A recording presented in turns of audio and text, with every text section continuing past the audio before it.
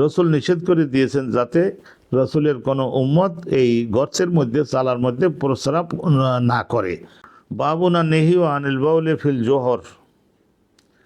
অনেক সময় পল্লীগ্রামের ভাই বোনদের জন্য বলি, রাস্তায় পাশে অনেক সময় বাধ্য হয়ে আমাদেরকে প্রস্রাব করতে হয় বা এই ধরনের মলত্যাগ করতে হয়। তো ওই ধরনের পরিস্থিতিতে আমাদেরকে সবসময়ের জন্য এড়িয়ে চলতে হবে মাটির নিচে চালা, এই সমস্ত ব্যাঙ জাতীয় প্রাণী, সাপ জাতীয় প্রাণী, এরা থাকতে পারে ওই চালার মধ্যে। সেখানে ওর মধ্যে পেশাবটা ওর মধ্যে না করার জন্য আল্লাহ রসুল আমাদিগকে শিখিয়েছেন, জানিয়েছেন।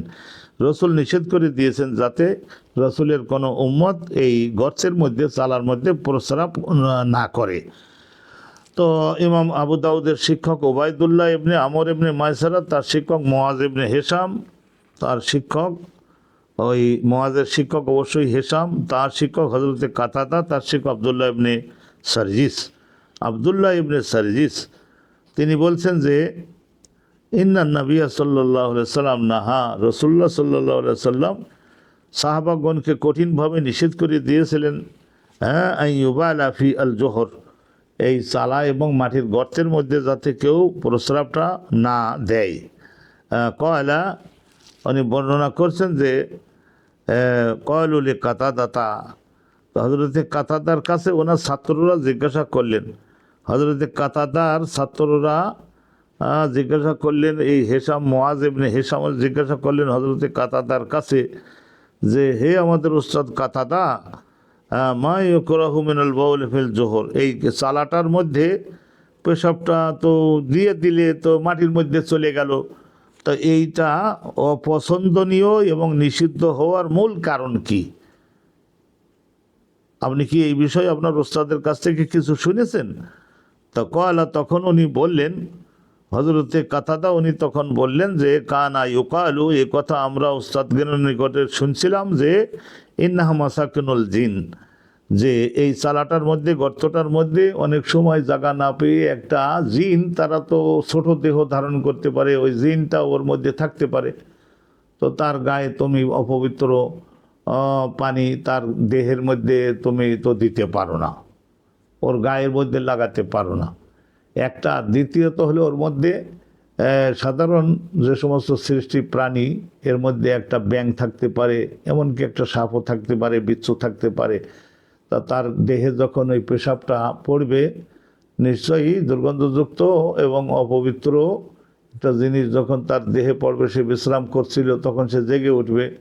জেগে উঠে যেমন তার শরীরকেও অপবিত্র করে দিল একজনের, সে উঠেও হঠাৎ বুঝতে না পেরে রাগের বশত সেও হয়তো দংশন করে দিতে পারে, পাল্টা আক্রমণ করতে পারে। তো অতএব আল্লাহ রসুল রাহমাতুল্লিল আলামিন তিনি নিষেধ করে দিয়েছেন যে মাটির চালা এবং গর্তের মধ্যে খবরদার তোমরা কেউ পেশাব করবা না। এখানে আমি আপনাদের উদ্দেশ্যে একটা ঘটনার উল্লেখ করতে চাই। ঘটনাটা হলো এই যে হজরতে আমির মুআবিয়া, ওনার বাপের নাম তো আবু সুফিয়ান, তো আবু সুফিয়ানের বাপের নাম ছিল হারব।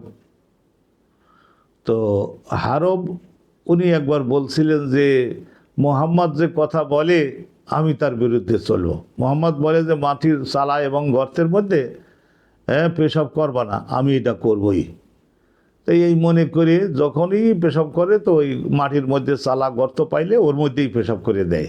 একবার এইভাবে পেশাব করবার পরে আসলে ওর মধ্যে ঘুমিয়ে বিশ্রাম নিচ্ছিল এক জাতীয় জিন, তাদের হাতেফ বলে, হাতেফ তার মানে বডি দেখা যায় না, কিন্তু তাদের বক্তব্য শোনা যায়, কথা শোনা যায়।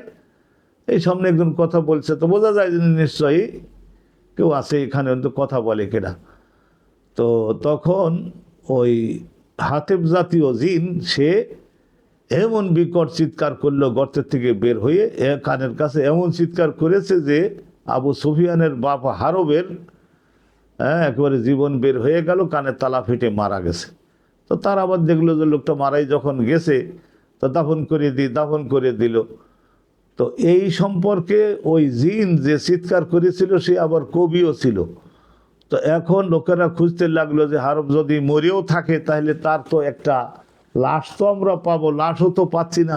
কবরও তো পাচ্ছি না, কবরটা উঁচু করে যেভাবে দেওয়া উচিত ওইভাবে জিনেরা দিয়েছে।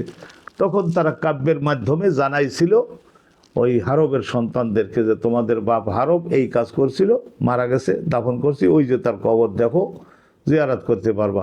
কবরু হারবিন বেমাকানিন কাফরিন, কাফরুন মানে পানি নাই ঘাস নাই এমন একটি জায়গায় হারবের কবর আমরা দিয়েছি।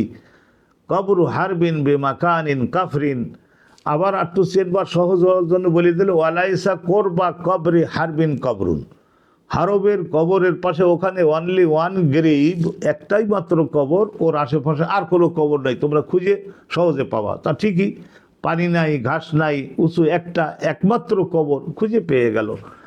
তো রসুলের শিক্ষার বাইরে গেলেই কিন্তু বিপদ। সেই জন্য আমরা এই মাটির যদি বাহিরে পেশাব আমাদের করতেই হয়, হতে পারে এমন বিশেষ পরিস্থিতিতে, কিন্তু পেশাব পরিত্যাগ করবার আগেই আমাদের একটু খুঁজে দেখতে হবে যে নবীর সুন্নাত মোতাবেক একটা স্থান আমরা বাছাই করে নিতে পারলাম কিনা। আল্লাহ রাব্বুল আলামিন নিজেদের সুখ শান্তির জন্যই, নিরাপত্তার জন্যই নবীর শিক্ষাকে অনুসরণের তৌফিক আল্লাহ আমাদের কিসমতে মঞ্জুর করুন। আজকের এ পর্যন্তই। আসসালামু আলাইকুম ওয়া রাহমাতুল্লাহি ওয়া বারাকাতুহু।